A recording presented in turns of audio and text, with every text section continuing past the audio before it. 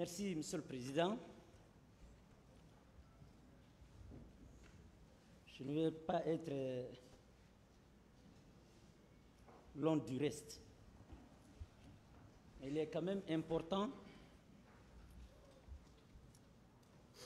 de livrer ma réflexion sur chacun des accusés ici présents. Je voulais bien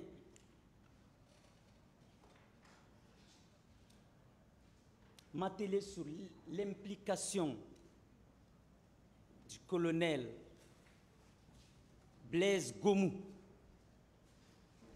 dans ce drame. Monsieur le Président,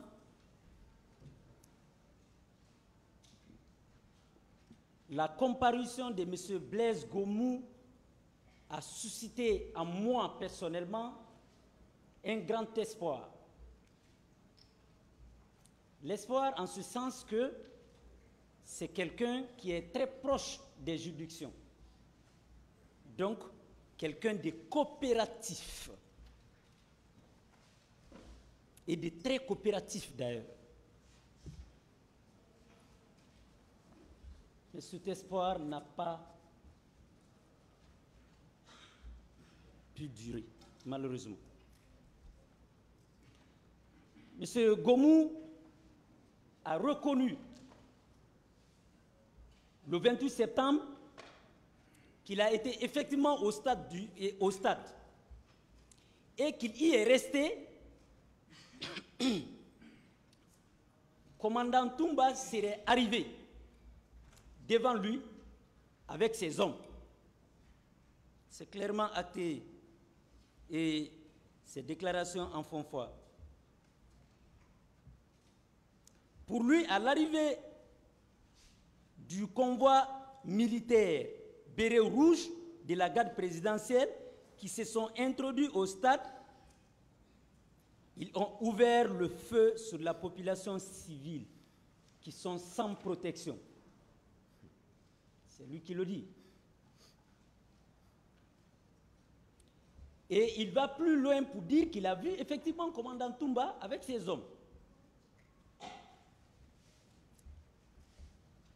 Pour moi, si cette déclaration est vraie, la question que je me pose, c'est de savoir pour qui commandant Toumba se livrerait plutôt à une telle exaction. À l'ordre de qui? Au bénéfice de qui? Et c'est important de le savoir parce que il faut situer pas des responsabilités globales, mais individuelles, l'implication personnelle des uns et des autres. Des déclarations concordantes dans cette salle, d'ailleurs un constat unanime, à l'époque des faits, le courant ne passait plus correctement entre le président Dadis, les proches du président Dadis et le commandant Toumba. En pareille situation, en quoi commandant Toumba viendrait pour sacrifier le peuple, sa vie, sa carrière, au profit de quelqu'un avec qui il n'est plus d'accord, au profit de quelqu'un, pour lui, il n'a plus une longue vie administrative auprès de lui. Bon, c'est ma logique rationnelle.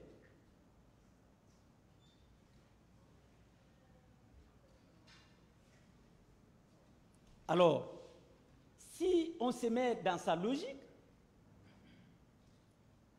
je me dirais que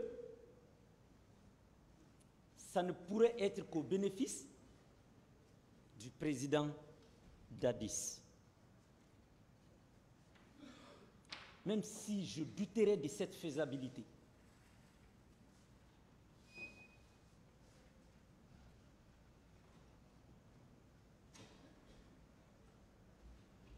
Mais la seule conclusion qu'il faille tirer des déclarations, à mon avis, et du comportement du colonel Blaise, est que les 90% de ces déclarations sont contraires à la réalité. Or,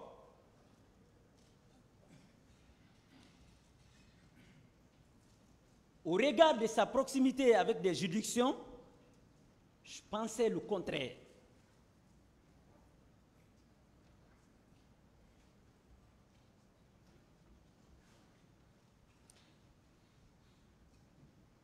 M. Blaise aurait empêché, à mon avis, la commission des infractions ce jour au stade du 28 septembre. Et puisque, en lui disant ça, il peut penser qu'il serait incapable face à la troupe du colonel Toumba, excuse-moi, du commandant Toumba, il est absolument important qu'il allait être capable à la barre ici d'identifier clairement des personnes qui accompagnaient Toumba. Ce que moi je cherchais de lui, c'était de dire les noms, l'identification claire des personnes. Mais il est à la présidence, il est assez proche de la présidence, il est gendarme. M. Blaise ne peut pas ignorer ce qu'il dit. Si cela s'avère vrai, il ne peut jamais ignorer l'identité des personnes qui ont accompagné le commandant Toumba ces jours. Mais à la réponse de toutes les questions, le colonel Blaise a dit qu'il ne reconnaît personne. Et je crois que votre tribunal est allé plus loin, Monsieur le Président.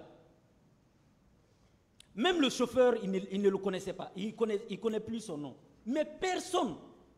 Mais comment on peut croire à une telle déclaration? Mais alors, ça devient un aveu. Et puisque vous le savez, Monsieur le Président, l'aveu doit être pris avec pincette. L'aveu, la déclaration. Est-ce que ces déclarations viennent pour cacher une personne qui a participé à la commission de l'infraction? Est-ce que c'est pour brouiller les pistes de l'enquête? Mais pour quel intérêt? Pour quelle raison colonel Blaise, qui s'est dit avoir vu la troupe de M. Abakari Diakité Ditumba venir rentrer dans le stade et commencer les tirs? Mais pour quelle raison il peut refuser, il peut cacher l'identité des personnes qui l'accompagnaient? Je ne connais pas. Il a reçu les dernières instructions. C'est ce qui justifiait sa présence sur le terrain des batailles, préparé au petit matin, avant même qu'il ne prenne son petit déjeuner. C'est sa propre déclaration. C'est après, là-bas, qu'il est allé chez lui pour prendre son petit déjeuner. Mais, Monsieur le Président, ce qu'on cherche de nous faire croire dans cette salle, c'est que mon colonel dit, il tient dans cette salle, que c'est par Tolki qu'il a compris que le commandant Toumba et ses hommes sont arrivés au stade. Mais ce n'est pas possible. Ce n'est pas possible.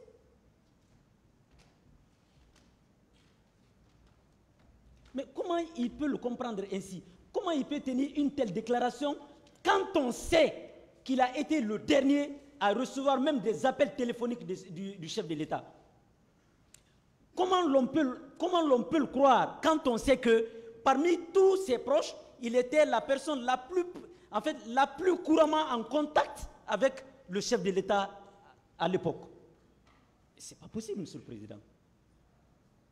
Il est important qu'on coopère avec la justice. La tolérance est fondée sur la vérité. Le pardon est fondé sur la vérité. Mais le rejet des responsabilités, chacun contre chacun, on ne s'en sortira jamais, et jamais, et jamais. Mon colonel a reçu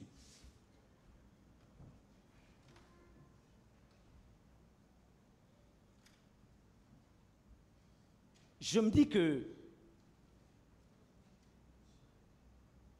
il aurait dû nous dire exactement ce qui était planifié et qui est-ce qui l'ont exécuté.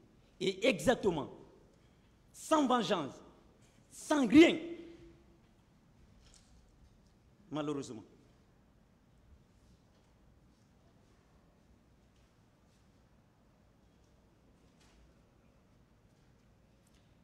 En s'arrêtant sur sa seule déclaration, sans lier les actes, sans chercher la cohérence entre ses dires et ses faits, on serait amené à dire que c'est quelqu'un qui a été un héros, alors que c'est tout au contraire, et totalement contraire, absolument contraire. Monsieur le Président, il fait partie des concepteurs de ce projet. Il fait partie des planificateurs de ce projet. Et il connaît les exécutants de ce projet. Il ne devrait pas s'en sortir aussi facilement comme tel. Au temps de sa règne, au temps de sa gouvernance, Monsieur le Président, il était absolument certain que, mes confrères l'ont dit si haut, il y avait des conteneurs. Ces conteneurs ne servaient qu'à des cellules illégales. Mais, Monsieur le Président, la loi s'est résumée à leur personnalité. Mais cela n'est pas caché de quelqu'un quand même. Les procureurs savent. Les avocats de la défense et nous, de la partie civile, nous le savons pertinemment. Mon colonel avait une cellule dans laquelle les gens étaient torturés. Je n'ai pas dit qu'il les a torturés personnellement, lui, mais il avait une troupe qui était destinée à ce type de torture, à ce type de détention, sous le haut soleil, sous le chaud soleil, je veux dire, dans des conteneurs. Cela n'était caché de personne. Monsieur le Président,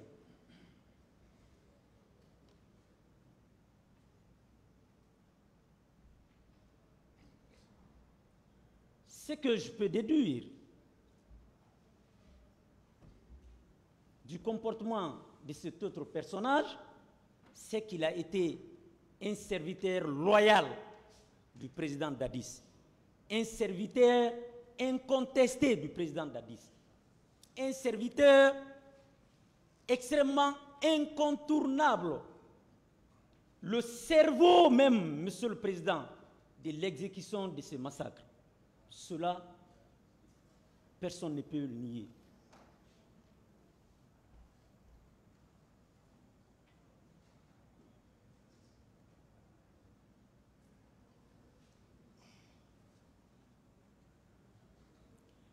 Même les appels nocturnes qui s'est passé entre le président Dadis et les leaders politiques, c'était en sa présence. Le nommé Moussa Keïta, dans sa déclaration, a clairement tenu qu'il a parlé avec colonel Moussa Keïta, qui a dit que c'est le président qui lui a envoyé au stade. Ce qu'il n'a pas dit, c'est qu'il n'a pas dit pourquoi le président Dadis a envoyé colonel Tchegboro au stade. Mais cela a été acquis au débat. Ces déclarations sont consignées dans les PV, Monsieur le Président. Il est important que mon colonel dise clairement à ce tribunal pourquoi il était allé.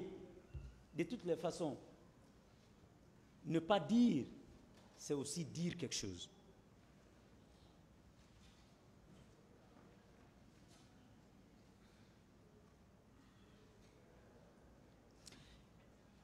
C'est curieux quand même de constater que nos hauts gradés de l'époque n'avaient aucune culture juridique, rien que la volonté du souverain. Rien que la volonté du souverain. Mais ce n'est pas possible. C'est pourquoi nos concitoyens ont été livrés à eux-mêmes avec les milices. Et ça produit ce que ça produit. Monsieur le Président, si colonel Kegoro avait envie d'empêcher ces massacres, nous le connaissons quelqu'un de très brave. Nous le connaissons quelqu'un qui ose les narcotrafiquants, quelqu'un qui ose les bandits des hauts chemins, de grandes renommées, mais qui procède à des opérations nocturnes, à des dangers qu'on ne peut pas imaginer. Il a été capable de faire ceci. Mais qu'est-ce qui l'empêchait, Monsieur le Président, d'empêcher, surtout qu'il est sur place, qu'est-ce qui l'empêchait d'empêcher la commission des infractions au stade? Et ce qui est pire, c'est qu'il a prévenu les gens. C'est pourquoi il ne pouvait rien. Il a prévenu. Colonel Kegoro a clairement dit que si vous rentrez au stade, vous allez le regretter. Vous allez le regretter. Ils ont regretté. Nous l'avons regretté. Le peuple l'a regretté. Malheureusement. Ça veut dire qu'ils savaient ce qui les attendait. Ça veut dire qu'ils connaissaient la teneur de ce qui attendait nos compatriotes. Monsieur le Président, il est important de le retenir et de lui imputer les crimes qui ont été commis ce jour. Les témoignages ont été faits par Maître DS et d'autres confrères ici sur même la femme, l'épouse de Dr Keïta. Je ne veux pas revenir sur ces témoignages, mais il est fastidieux de penser que ceux qui portent la tenue pour nous protéger sont des personnes qui nous exposent, sont des personnes qui nous traitent de façon inhumaine, de façon dégradante et de façon inimaginée. Monsieur le Président, quant à colonel Chérif Diaby, il est important de souligner la particularité de son comportement. Mais il est absolument important de le faire. Colonel Chérif Diaby, au-delà de sa formation militaire, il est médecin. Au-delà de la déontologie de sa corporation, il est médecin. Toute personne qui pratique correctement la médecine doit avoir un état d'âme vis-à-vis de ses semblables. Mais le colonel Chérif Diaby a craché sur les malades et les corps. Cela a été acquis au débat, il ne peut pas le nier. Le colonel Chérif Diaby a participé à faire disparaître les corps de nos compatriotes, Monsieur le Président. Il n'aurait dû pas faire. Monsieur le Président, la destruction de la pharmacie,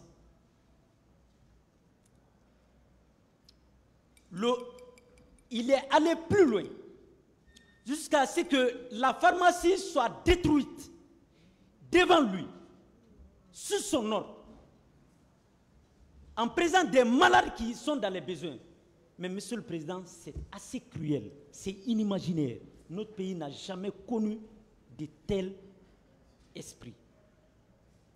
Il vous conviendra d'envoyer le message le plus brûlant, le plus violent, le plus correct possible, le plus approprié au comportement des uns et des autres dans cette affaire. Monsieur le Président, rien ne l'empêchait, s'il n'était pas lié à la disparition des corps, de se désolidariser de ce qui s'est passé.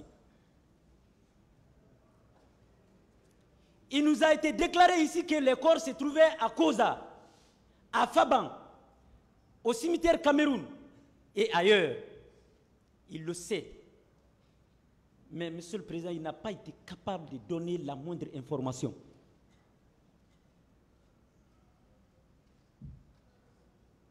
C'est curieux, c'est ahurissant, Monsieur le Président. C'est inacceptable pour un médecin. C'est inacceptable pour un ministre de la République. Et c'est un mépris total pour notre peuple. Monsieur le Président,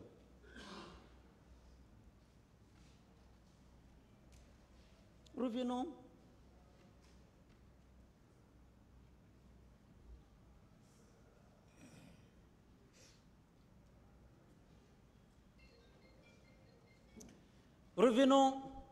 Fermez les téléphones. Sur capitaine Marcel Djilavodi. Monsieur le Président,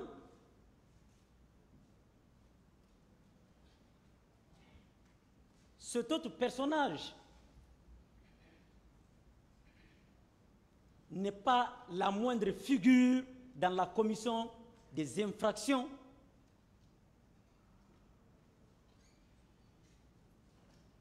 du 28 septembre 2009. Il a été acquis au débat ici, Monsieur le Président, que cet officier n'a bénéficié aucun poste de responsabilité de façon officielle. Mais il était la personne la plus crainte. Il était la personne la plus présente partout et partout et partout. Mais, Monsieur le Président, il n'est caché des personnes que capitaine Djilavodi a, au-delà de son comportement au stade du 28 septembre, violenté un haut cadre, un haut gradé de l'État guinéen qui est Général Toto. Qui est-ce qui est venu présenter les pardons? C'est son mentor. C'est son mentor. Mais, Monsieur le Président, je ne peux pas comprendre le fonctionnement de cette structure, de cette gouvernance. Ce n'est pas possible.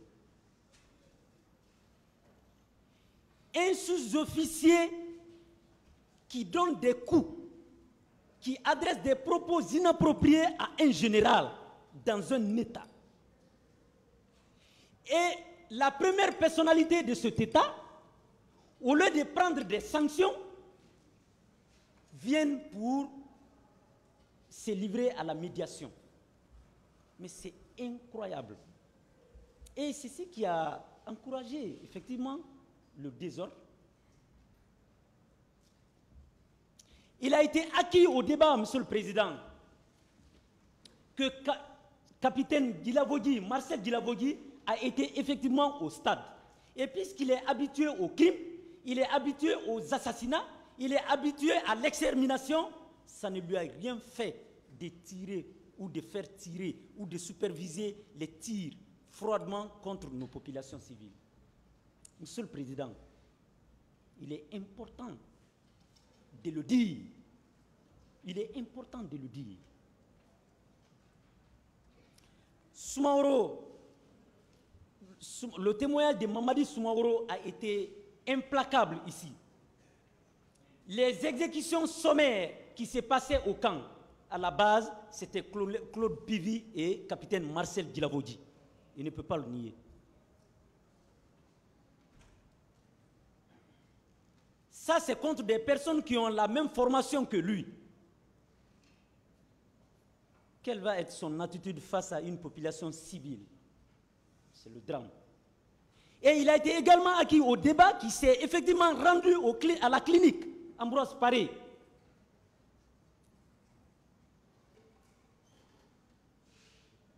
Quoi qu'on dise sur colonel Tchegoro et Toumba, ils ont quand même pris quelques personnes pour lesquelles ils craignaient leur vie. Je le déplore parce qu'une vie est égale à une vie. La vie d'El Hadji Cellou Dalein aujourd'hui est égale à la vie de Mariam qui a été tuée. La vie de Sidia aujourd'hui est égale à la vie de Paul qui a été tué. Autrement dit, la vie d'un homme est égale à la vie d'un homme. Aucune vie n'est supérieure à une autre vie. ils ont quand même pris la responsabilité, le choix pour sauver certains au profit d'autres. Mais dans leur tentative désespérée de sauver ces personnes, c'est capitaine Guilavogui qui vient avec une grenade pour les menacer. Mais, Monsieur le Président, c'est le comble. C'est vraiment le comble. C'est d'extraordinaire en extraordinaire. D'autres détruisent une pharmacie, d'autres crachent sur les corps, d'autres piétinent les corps et les malades, et d'autres viennent à la clinique pour tenter de sauter, de faire exploser toute une clinique. Monsieur le Président, c'est totalement inimaginaire.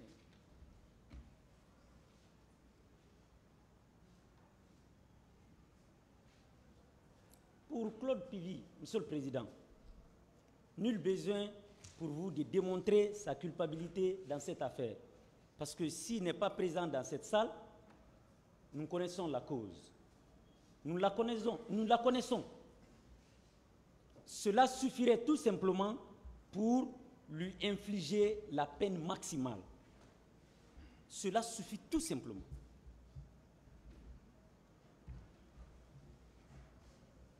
Mais en fait, à l'époque, quand vous preniez l'attitude de Claude Pivy, il n'était assimilable que lorsque vous partez en forêt profonde, en brousse profonde, vous verrez que chaque animal trace son territoire, définit son territoire.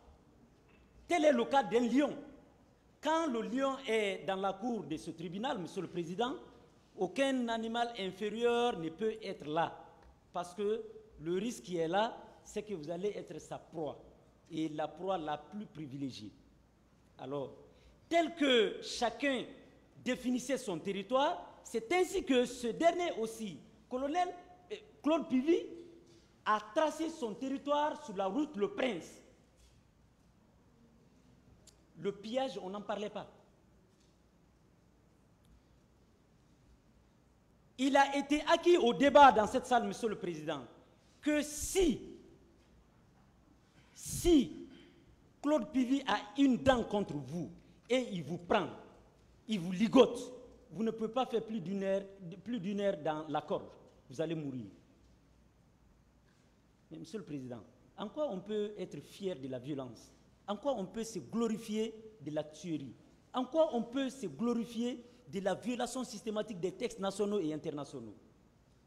C'est totalement inimaginaire. Il est important de constater tout simplement que lui, vous devez entrer en condamnation avec la peine maximale contre lui. Je laisserai la tâche quand même au parquet pour voir l'étendue de sa rigueur sur des questions de ce type. Monsieur le Président,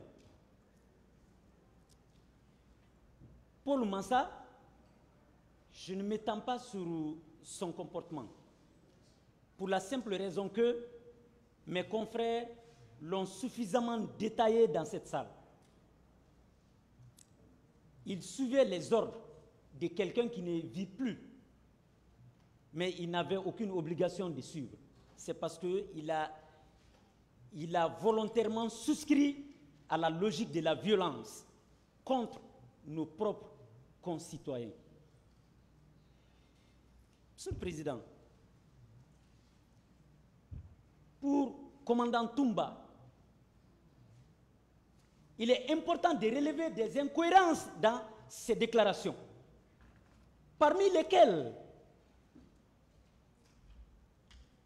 à la réponse de l'une de ces questions ici dans cette salle, et c'est l'une des questions qui a été posée par moi-même, je me souviens très bien, il disait qu'il n'avait pas de véhicule de commandement.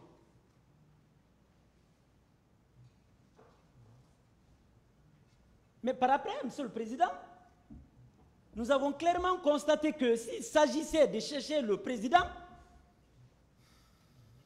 dès qu'il apprend que le président est sorti à son insu, il prend son véhicule de commandement et se met à sa recherche. Mais entre les deux, qu'est-ce qu'on prend? On en a ou on n'en a pas? C'est un problème.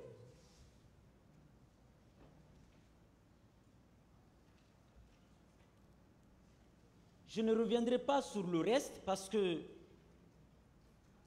il y a mes confrères qui ont suffisamment détaillé le comportement des uns et des autres.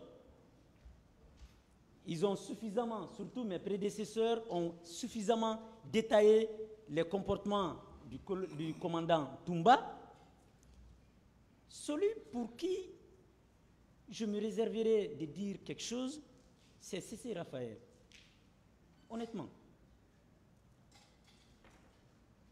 Je sais que les événements du 4 décembre se sont passés avec son arme. Je le sais. Mais puisqu'on n'est pas là pour ça, je ne rentrerai pas dans les détails. Mais en toute sincérité, j'adhère pleinement, Monsieur le Président, absolument aux plaidoiries des maîtres des SBA et de tous nos confrères à l'égard de tous les accusés pris individuellement, au bénéfice de tous nos clients, toutes nos clientes et toutes les victimes en gros ici. Mais il est quand même important de vous signaler que j'ai rencontré un jeune, Monsieur le Président, du nom de Mamadi Condé, qui a reçu une balle. Qui a reçu une balle dans son dos. Imaginez, Monsieur le Président, quand est-ce qu'un militaire peut tirer sur quelqu'un désarmé sur son dos? Le jeune était par terre avec d'autres personnes à Dixine, vers Oasis. La Croix-Rouge est venue pour les embarquer. Ils étaient dans le véhicule de la Croix-Rouge. Entre-temps, celui qui se qualifie de traqueur, des voleurs militaires, qui n'est autre que Claude Pivy, est venu vers 14 h. Il les a trouvés. Mais Monsieur le Président, il a demandé à la Croix-Rouge de descendre ces personnes blessées de son véhicule. Mais il a sommé ces gens de les faire descendre. Et malheureusement, n'ayant aucune force vis-à-vis de lui, ils ont fait descendre ces pauvres citoyens. Il a fallu l'intervention du voisinage, plus particulièrement des femmes, pour s'opposer à ce qu'ils les transportent. Ce jour, Claude Pivy était habillé en cori, contrairement à sa déclaration selon laquelle il était à Manéa. Mais Monsieur le Président, Manéa n'est pas loin d'ici.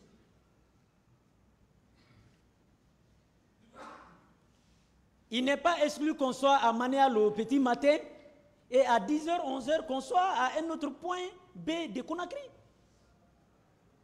Ce témoignage a été accablant. Il a dit que c'est moi qui étais dans le véhicule. Je l'ai vu de mes propres yeux. Il était habillé comme tel. Et j'avais reçu une balle. Il fut un moment, je n'avais plus la vision claire. Et si vous vous souvenez bien, quand Blaise Compaoré était venu sur Conakry, il s'est déplacé avec le président capitaine Dadis pour aller à l'hôpital. C'est devant son lit qu'ils se sont arrêtés et le médecin a tenu les déclarations selon lesquelles le cas le plus grave, c'est le cas de ce jeune qui a une balle dans sa poitrine. Extraordinaire. Il n'est pas encore mort, mais il devient quelqu'un d'une infirmité permanente. L'argent remplacera, lui, sa vie aujourd'hui, Monsieur le Président? Je dirais non. Mais je dirais non.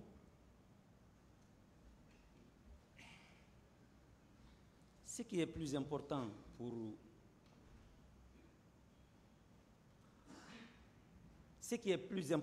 cette partie civile, Monsieur le Président, c'est d'abord la justice. Rien que la justice.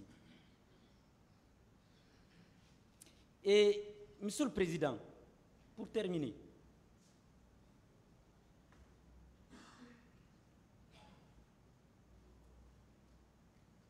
tant que vous n'avez pas la solution claire, vous n'avez pas un acte décrétal sur la nomination du commandant du régiment, considérez que le commandant n'était autre personne que le président Dadis.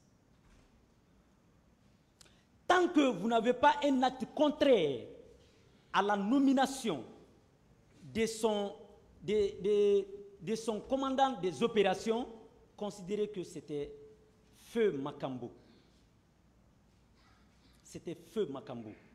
Et comprenez, Monsieur le Président, quel était le comportement du Feu Makambo pour pouvoir avoir une idée sur le reste. Quelqu'un qui marchait avec une hache en pleine nuit et devant tout le monde au camp. Comprenez le reste. Mais ce que nous attendons de vous, Monsieur le Président, Messieurs les assesseurs, Mesdames et Messieurs, c'est la justice. Il y a une maxime qui dit, pour finir, que sol justitia illustrae nos. Je répète, sol justitia illustrae nos. Cela veut dire tout simplement que le soleil de la justice nous illumine. Ceux qui ont fait la CPI sont mieux placés pour lire cette expression devant toutes les pancartes et même au sol de la rentrée de la salle d'audience à la CPI. Nous aspirons à une justice juste, une justice équitable, une justice saine. En accordant à nos clients victimes toutes les demandes formulées par mes prédécesseurs, vous aurez rendu une saine justice, j'ai plaidé. Maître Souribaï Lobari.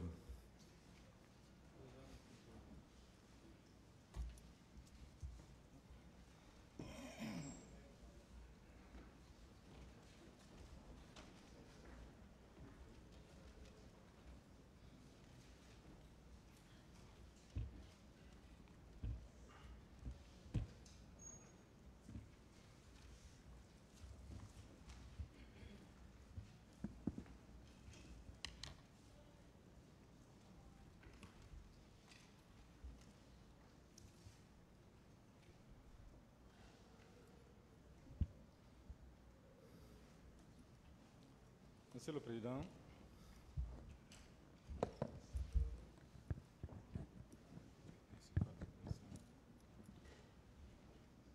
Monsieur le Président, permettez-moi s'il vous plaît,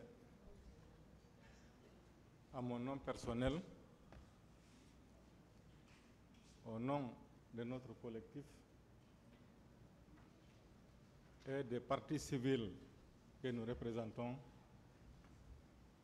de présenter mes condoléances les plus attristées à notre confrère Abdraman Dabo, qui a perdu sa chère maman ce week-end du côté de Dakar. Ensuite, Monsieur le Président, j'accepte mon sort, Monsieur le Président, Messieurs les assesseurs, celui d'intervenir en fin de journée, au moment où presque tout a été dit et la capacité d'écoute est considérablement réduite. Mais parce que je suis là pour plaider, je vais faire en sorte que je sois écouté.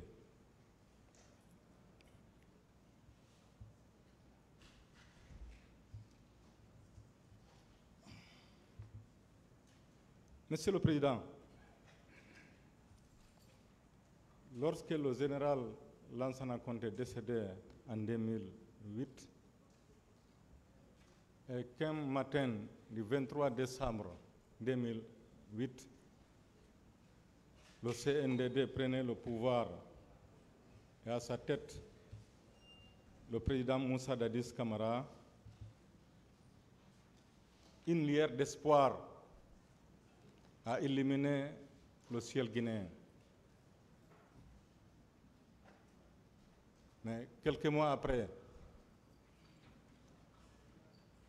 plus précisément au mois d'août de la même année, cette lueur d'espoir qui avait illuminé le ciel guinéen s'est assombrie d'un seul coup lorsque le président capitaine Moussa Dadis Camara a déclaré dans un quartier de Conakry, un petit matin du mois d'août de la même année, qu'il était prêt à ôter sa tenue et à se présenter à l'élection présidentielle. C'était un désarroi total, Monsieur le Président, Messieurs les assesseurs. C'était inattendu. C'était un coup de massue. C'est pourquoi les partis politiques, les syndicats et toute la classe sociale réunis au sein des forces vives de la nation ont décidé à l'unanimité de dire non à cette candidature. Et pour ce faire, ces forces vives ont choisi la date historique mémoriale du 28 septembre de la même année pour dire non à la candidature du président capitaine Moussa Dadis Camara. Il n'en fallait pas plus, Monsieur le Président, Messieurs les assesseurs, pour que les faucons du régime affûtent leurs armes pour préparer la tragédie que la Guinée a connue. Monsieur le Président, mon intervention va s'articuler sur 4 points. Premièrement, Monsieur le Président, je vais survoler les événements, les faits qui ont marqué le 28 septembre et les jours suivants. Puis, Monsieur le Président, je vais aborder l'imputabilité de tous ces faits aux accusés ici présents.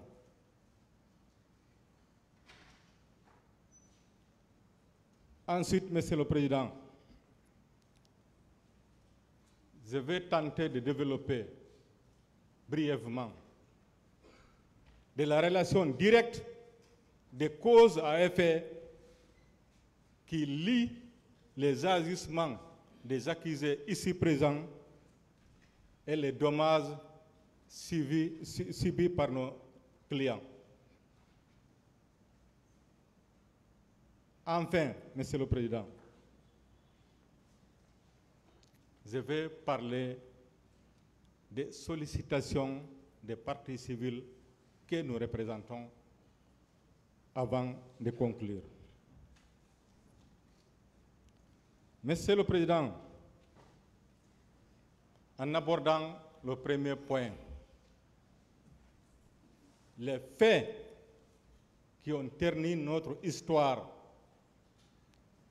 les événements du 28 septembre 2009 et les jours suivants. Ces événements ont commencé par la préparation de ce qu'ils appellent le carnage, le génocide. Cette préparation a consisté à l'envoi de centaines de recrues de Kalea dans l'enceinte du camp Alpha Yaya Diallo. Ensuite, Monsieur le Président, Messieurs les assesseurs, cette préparation s'est poursuivie par l'ouverture de l'armurerie du camp Alpha Yaya et la distribution des armes à ces recrues et à d'autres personnes. Enfin, Monsieur le Président, cette préparation a terminé par les différentes réunions, les décisions, les consignes, les ordres qui ont été donnés par M. Moussa Dadis Camara à tous ses ministres, à tous ses directeurs, à tous ses hauts cadres, à tous ces chefs hiérarchiques de l'armée, Monsieur le Président. Tout le monde se rappelle de l'aveu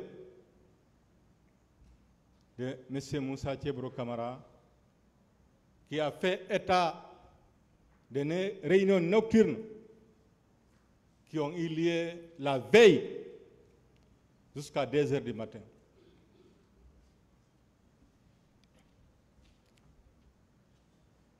Ensuite, Monsieur le Président,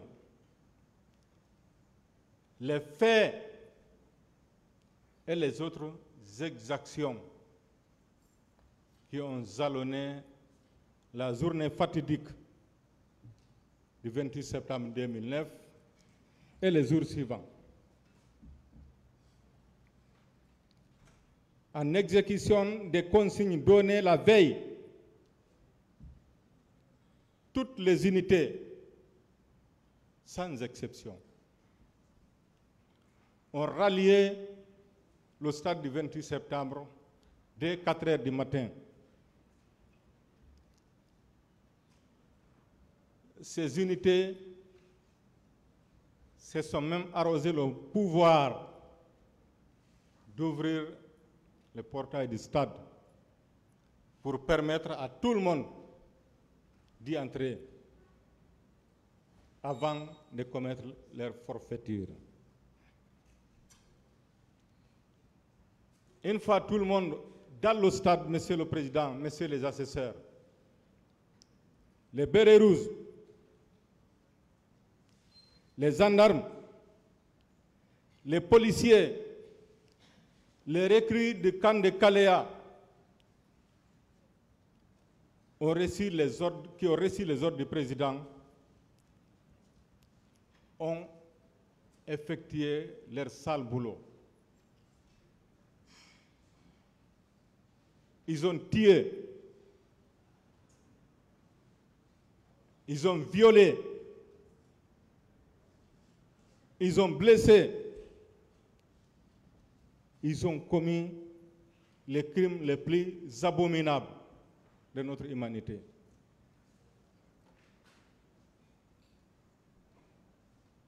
Monsieur le Président, nous avons appris des exactions de par le monde.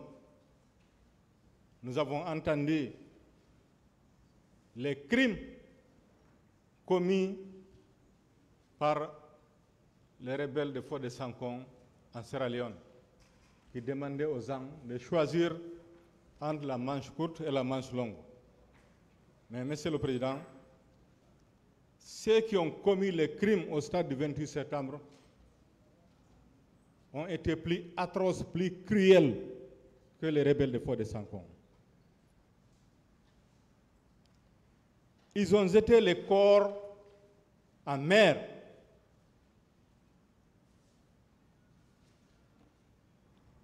La mer étant hostile à tout corps étranger, a rejeté les corps. Et ils ont repris les corps nuitamment. Les auraient d'enlèvement, des coups et blessures volontaires, des pillages, de non-assistance des personnes en danger, des viols sur mineurs et complicité, faits prévus et punis par les articles 19 et suivants de notre Code pénal. Monsieur le Président, honorables accesseurs, la responsabilité de commandement des chefs militaires et autres supérieurs hiérarchiques a été esquivée par le pool des juges d'instruction, mais vous allez en faire droit. Pourquoi, Monsieur le Président? Ces infractions des génocides et crimes contre l'humanité prévus aux articles 7 et suivants du statut de Rome et article 198 de notre Code pénal d'octobre 2016 ont été requalifiés comme des infractions de complicité. Comme disent les Anglais, le king, c'est-à-dire le roi. Effectivement, il était le roi, Monsieur le Président. Pas de qualificatif, s'il vous plaît. Donc, il était là pour superviser. Et puis, Monsieur le Président, son neveu a dit que son cortège était là-bas, qu'il était là-bas. Donc, c'est lui qui a donné les ordres. Il a supervisé. S'il y a eu tant d'exécutions et d'exactions, Monsieur le Président, c'est parce qu'il surveillait. Chacun voulait se faire plaisir. C'est pourquoi il y a eu tant de morts, tant de viols, tant d'exactions.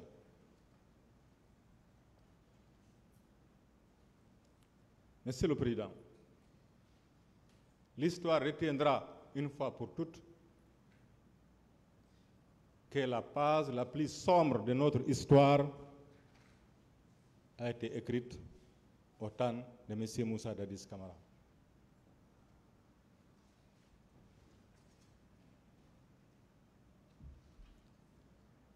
Ensuite, Monsieur le Président,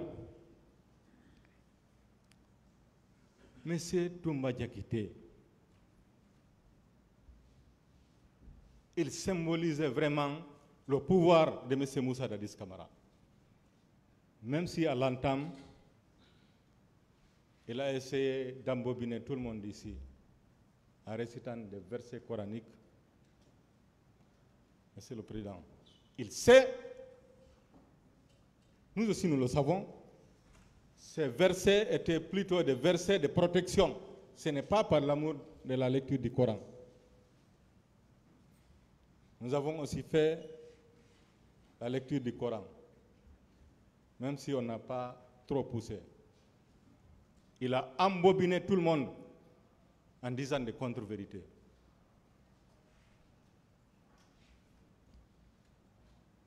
Monsieur Aboubakar Sidiki Diakité dit Toumba ou Toumbarek, Monsieur le Président,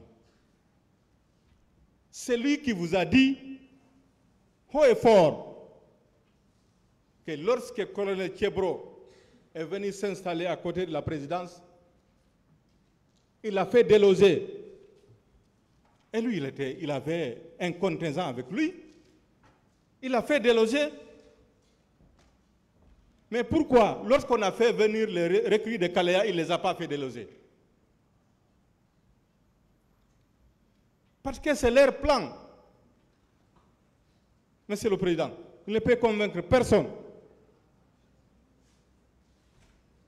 Ensuite, l'ouverture de l'armerie, Monsieur le Président, c'est parce qu'il a accepté.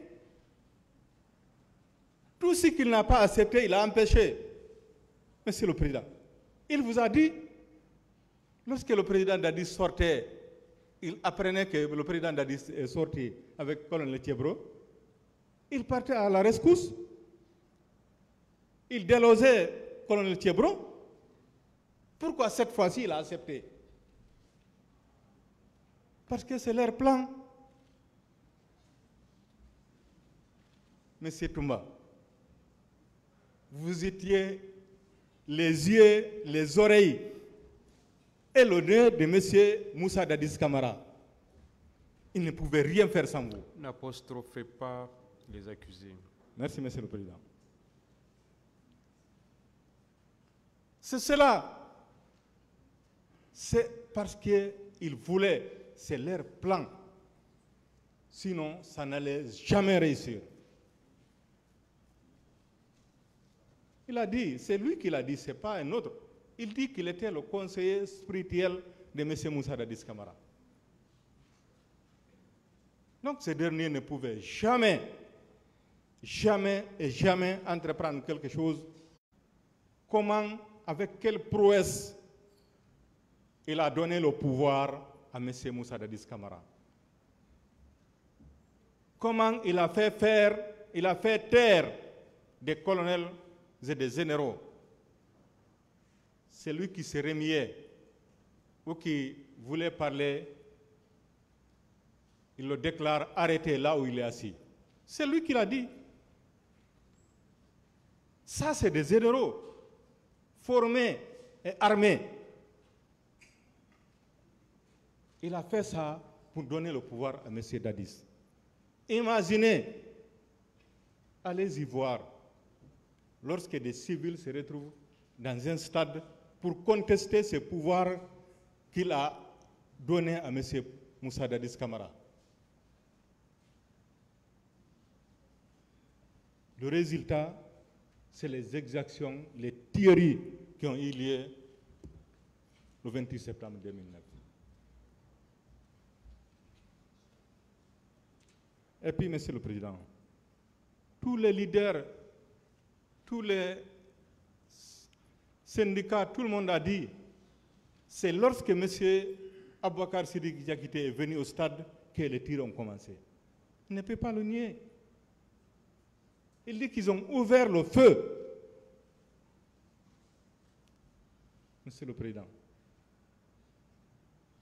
il ne peut pas le nier. C'est une évidence. Donc, il est au cœur de tous ces événements du 28 septembre 2009 et les jours suivants. C'était l'un des personnages les plus importants du régime.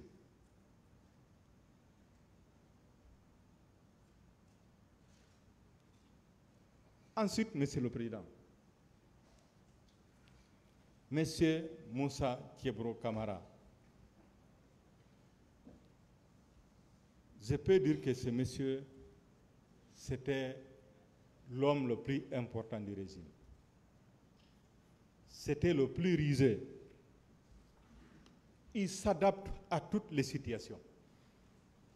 Imaginez-vous, Monsieur le Président, dans un régime militaire, un gendarme qui réussit à loger à côté de la présidence.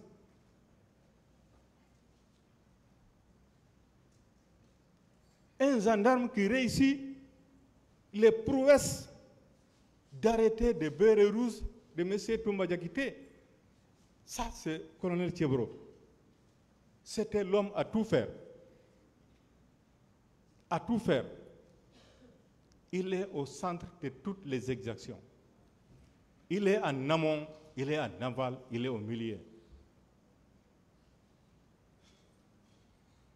Tout ce qui s'est passé, il fait partie des concepteurs de cette tragédie. Monsieur le Président, cette tragédie au stade du 28 septembre, où on a fait venir des recrues de Caléa, parce qu'ils n'étaient pas immatriculés, ils n'avaient pas d'armes. On les a donné des machettes. Ça, c'est à son actif. Oui, des machettes, des épées,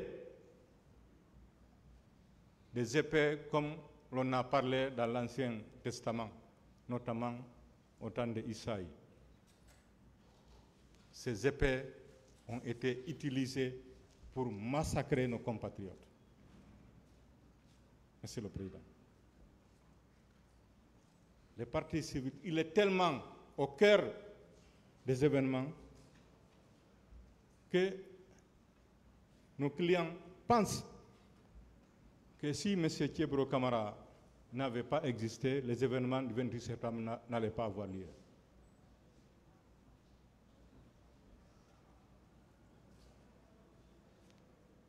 Ensuite, Monsieur le Président, M. Blaise Gaumont, l'académicien, l'intellectuel du groupe, c'est lui qui l'a dit, ce n'est pas moi. Il est venu ici, il a fait état de ses diplômes. Il vous a dit à la barre et à haute voix qu'il a fait des études, qu'il a beaucoup de promotions, de diplômes, mais malgré tout, il n'a aucune promotion. Voilà un monsieur qui pensait, comme il y a des gens qui sont sans qualification, qui sont promis, il faut que lui aussi, il s'illustre le 28 septembre 2009 pour bénéficier de promotion.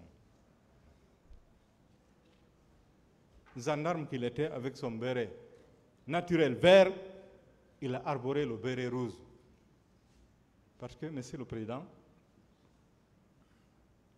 les bérets rouges, ce corps d'élite de l'armée guinéenne, respecté et respectable, était instrumentalisé au temps du président Moussa Dadis Camara. C'est les bérets rouges qui faisaient tout. Donc, il a eu le toupet de porter le béret rouge. On a exhibé les photos ici, il ne les a pas niées et ne peut pas les nier. Parce que c'est lui, Monsieur le Président. Même si il a avoué, dès qu'il a vu le béret rouge, il a décroché. Mais il a décroché pour faire quoi? Ce n'est pas par plaisir. C'est parce qu'il sait qu'il n'est pas de béret rouge. Il est de béret vert. Mais il a porté le béret rouge pour faire des exactions, pour commettre les crimes crapuleux. Monsieur le Président, Messieurs les assesseurs, il a décroché pour aller à un autre endroit où il va faire plus mal. Et puis il vous a dit, Monsieur le Président, que personne ne l'a envoyé, donc il est venu de lui-même. Donc comment ce monsieur peut-il s'en sortir? Un béret vert qui arbore le béret rouge, il vient au stade de lui-même avec ses hommes armés. Et il y a eu la tragédie au 28 septembre. Qu'est-ce qu'il va dire à votre tribunal, Monsieur le Président? Son cas est une école, Monsieur le Président. Comme les deux autres, il est au cœur de tous les événements qui ont eu lieu.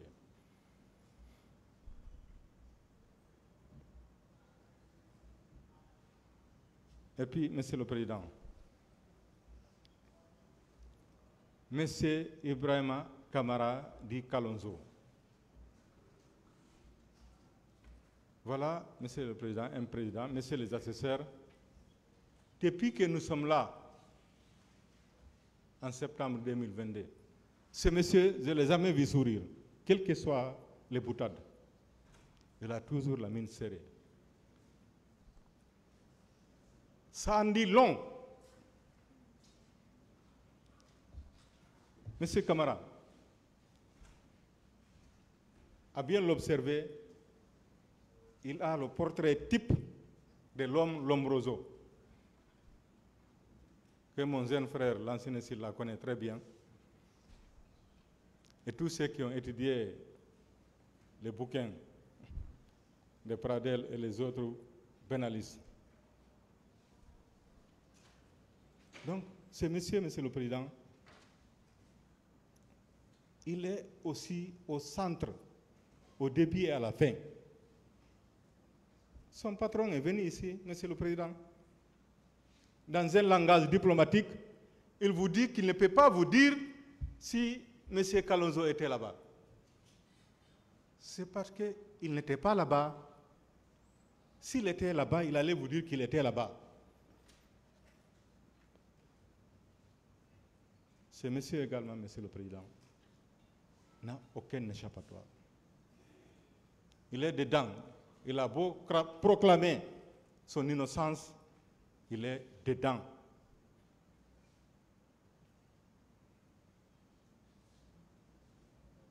Monsieur le Président, j'en viens au cas de M. Marcel Guilavogui, le pasteur. Ce n'est pas moi qui le dis, c'est lui. Voilà, Monsieur le Président, un monsieur encore qui ne mérite aucune circonstance atténuante. D'abord, il vous dit qu'il est pasteur.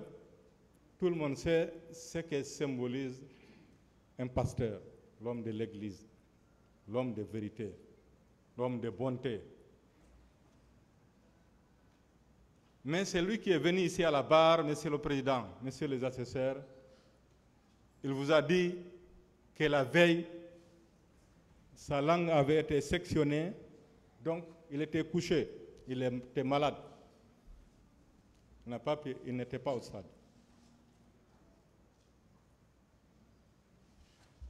Mais le poids des crimes a tellement pesé sur lui, les cauchemars à répétition,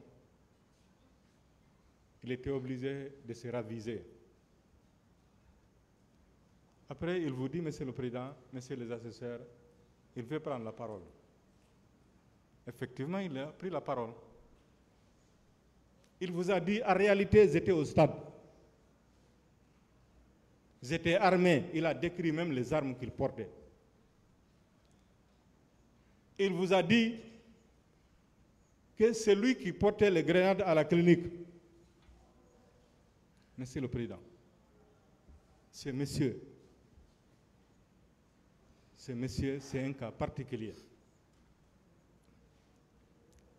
Parce que dès le début du règne de M. Moussa Dadis Camara, il a dit à tout le monde qu'il est son neveu.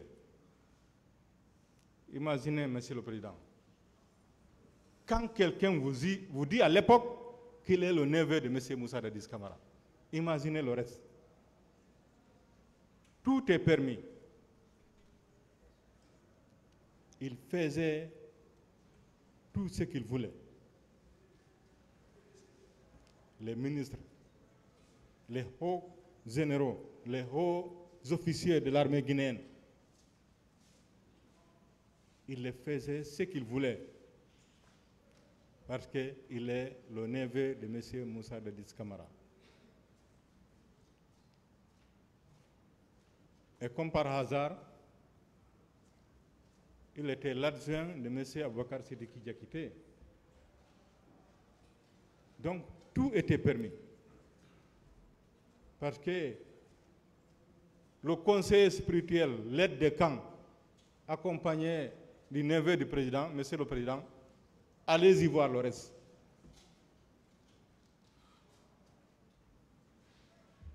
Tout était possible. Donc, M. Marcel Guilavogui, également, Monsieur le Président, ne mérite pas votre pardon.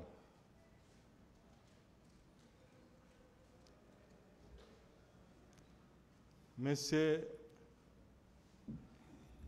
les deux autres, les amis, les valets de M. Aboubakar Sidiki Camara, qu'il a tenté vainement de disculper, M. C.C. Raphaël là-bas. Et comment il s'appelle? Celui à qui il dit avoir donné une permission, Monsieur le Président. Mais C'était les compagnons, les fidèles, les inconditionnels de M. Aboubakar Sidiki Kamara, du Toumba.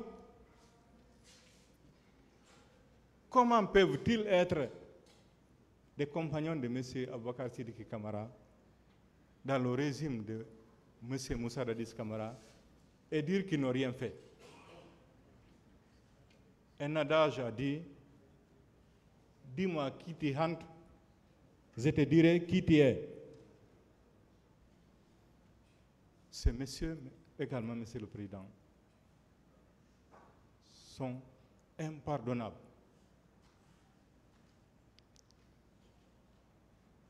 Parlant de M.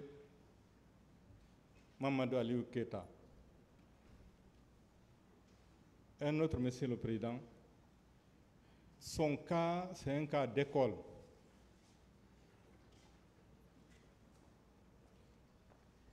Monsieur le Président, Messieurs les assesseurs, ce monsieur, lorsqu'on parle de son nom,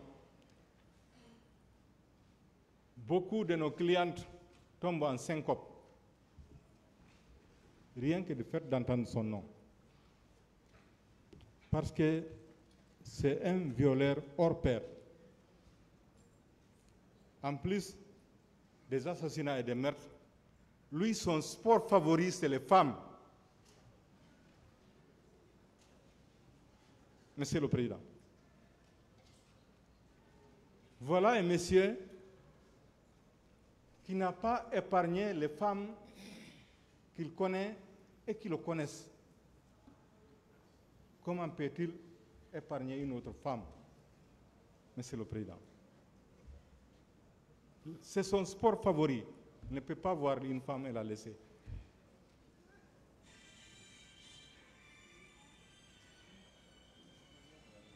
C'est pourquoi, Monsieur le Président, ce monsieur aussi ne mérite pas votre pardon. Ne mérite pas le pardon de votre tribunal.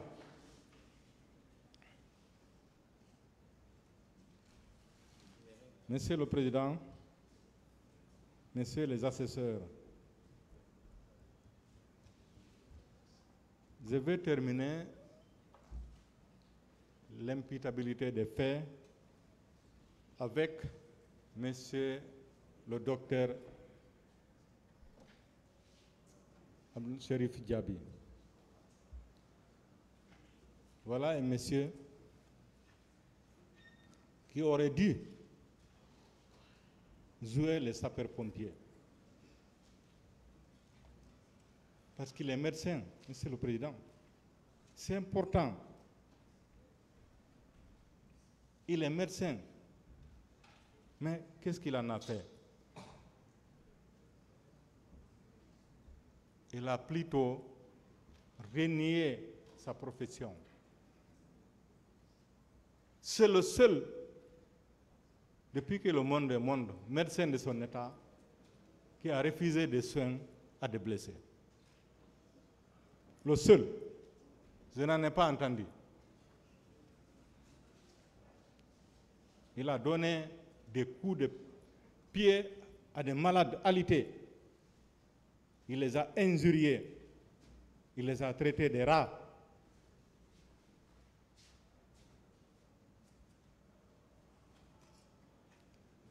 Monsieur le Président,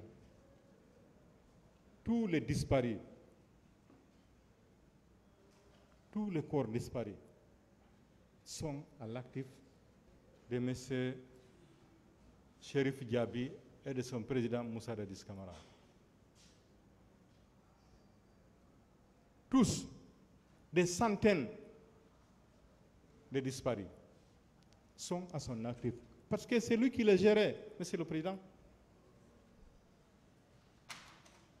C'est lui qui les gérait. Il a violé son serment, Monsieur le Président. Il vous a dit, c'est lui qui vous rapporte les preuves. Et le 28 septembre, il est parti à Koya, après on l'a appelé. Qu'il y avait des blessés, il y avait des morts. Au lieu de venir gérer les corps, les blessés, qu'est-ce qu'il fait? il fait un détour au camp Alpha Yaya pour prendre les instructions avec son mentor, pour savoir s'il doit les soigner ou pas. Ça, c'est M. Diaby, médecin de son État. Si on ne lui donne pas l'ordre de soigner les gens, il ne peut pas les soigner.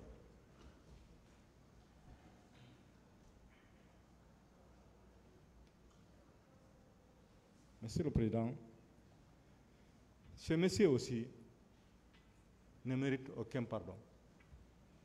Il a plutôt des circonstances aggravantes. J'en ai fini avec l'imputabilité des faits aux accusés ici présents. Maintenant, je viens sur le lien direct qui existe entre les faits et les infractions commises par ces accusés et les dommages subis par nos clients. Monsieur le Président, il est incontestable, indéniable, que ce sont ces messieurs ici présents qui ont été au stade du 28 septembre. Donc c'est à eux qu'on peut imputer toutes les infractions, toutes les exactions, tous les viols collectifs, tous les assassinats dont ont été victimes nos clients. Ils se sont accusés eux-mêmes. Vous avez la tâche facile, Monsieur le Président, Monsieur le Conseiller. Eux-mêmes, ils se sont accusés.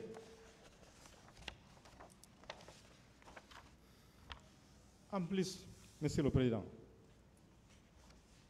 ils ont été identifiés individuellement et collectivement par tous nos clients. Donc c'est eux, Monsieur le Président, qui sont responsables des dommages qui ont été causés à nos clients.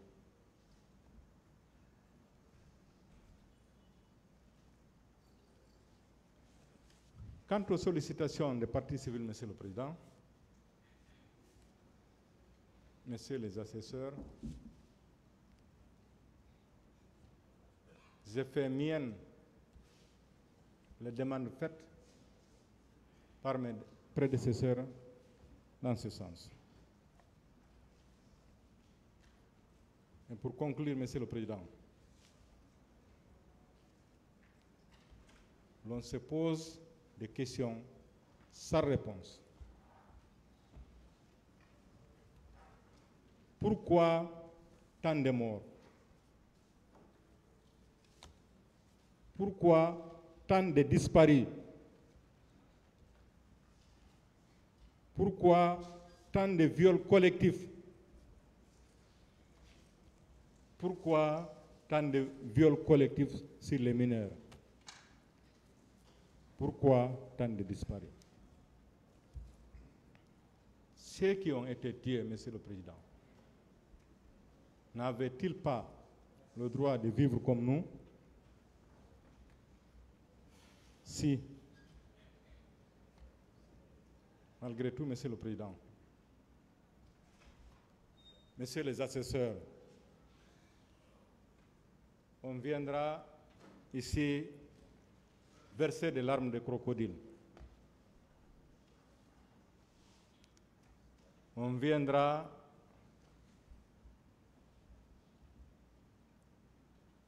demander pardon, jouer à la mère Teresa,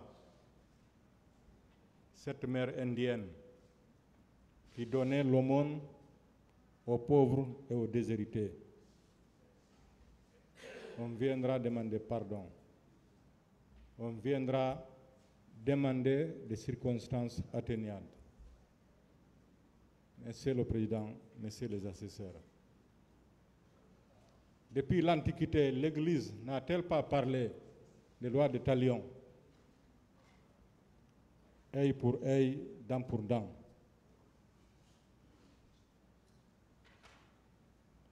Monsieur le Président, Messieurs les assesseurs, vous avez une parcelle du pouvoir divin en votre qualité de juge. Et le bon Dieu a dit dans le livre saint, qui est le Coran, il a dit, demandez-moi pardon, je vais vous pardonner. Mais il a précisé, je vous pardonnerai de ce que vous m'avez fait. Ce que vous avez fait à vos semblables, ce ne peut pas vous pardonner. Vous allez vers eux, c'est eux qui vont vous pardonner. C'est pour vous dire, Monsieur le Président, Messieurs les assesseurs, ça c'est le bon Dieu. Et vous, en votre qualité de juge, comment vous pouvez-vous pardonner à des gens qui ont fait des choses à autrui, pas à vous, Monsieur le Président?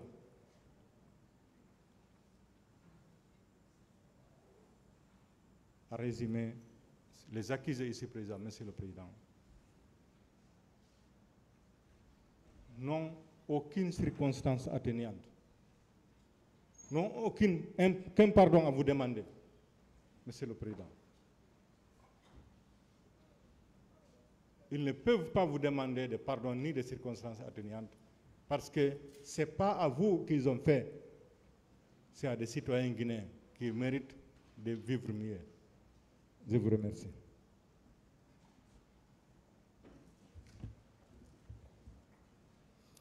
Rejoignez le box, s'il vous plaît.